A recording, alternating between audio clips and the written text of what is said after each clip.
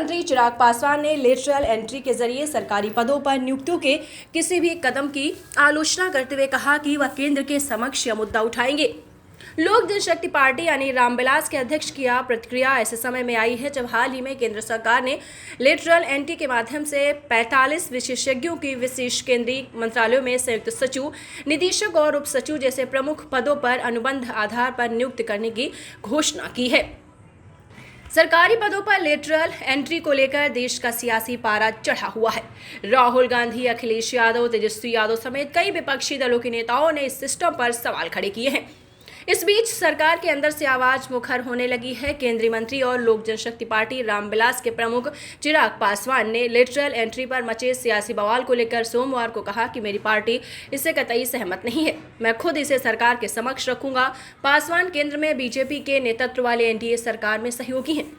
केंद्रीय मंत्री चिराग पासवान ने कहा कि मैं और मेरी पूरी पार्टी स्पष्ट राय रखती है कि सरकार को कोई भी नियुक्तियां उसमें आरक्षण के प्रावधानों को ध्यान में रखकर करना चाहिए। निजी क्षेत्रों में ऐसी कोई व्यवस्था नहीं है। ऐसे में कोई भी सरकारी नियुक्ति होती है, चाहे किसी भी स्तर पर हो, उसमें आरक्षण के प्रावधानों को ध्यान रखना चाहिए।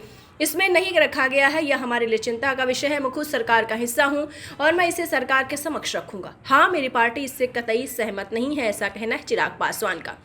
अब आपको बता दें कि पूरा मामला है क्या, किस पर बात हो रही है। विभिन्न मंत्रालयों में सचिव और उपसचिव की नियुक्ति संघ लोक सेवा आयोग की परीक्षा के जरिए होती है। यह देश की सर्वाधिक कठिनतम परीक्षाओं में से शुमार है। प्रतिवर्ष इसमें लाखों अभ्यर्थी हिस्सा लेते हैं, लेकिन कुछ हो इसमें सफलता कुछ को ही मिलती है। वहीं केंद्र सरकार ने लेटरल एंट्री की व्यवस्था विकसित करने का फैसला किया है। इसके अंतर्गत बिना यूपीएससी एग्जाम दिए अभ्यर्थी इन पदों पर दावेदारी ठोक सकते हैं। इसी को लेकर राजनीतिक संग्राम मचा हुआ है।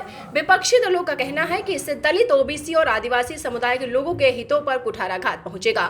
ऐसे में इस व्यवस्था को जमीन पर उतारने से बचना चाहिए। साल 2018 में केंद्र सरकार ने इस व्यवस्था को विकसित करने का फैसला किया, जिसके अंतर्गत कोई भी अभ्यर्थी मंत्रालयों में सचिव और उपसचिव जैसे पदों को हासिल कर सकता था। तो आपको बताते चलें, चिराग पासवान ने कहा है कि मैं इससे सहमत नहीं हूं। लेटरल एंट्री पर उन्होंने साफ साफ बोला है। केंद्रीय मंत्री चिराग पासवान ने लेटरल एंट्री के जरिए सरकारी पदों पर नियुक्तियों के किसी भी कदम की आलोचना करते हुए कहा कि यह केंद्र के समक्ष मुद्दा मैं उठाऊंगा।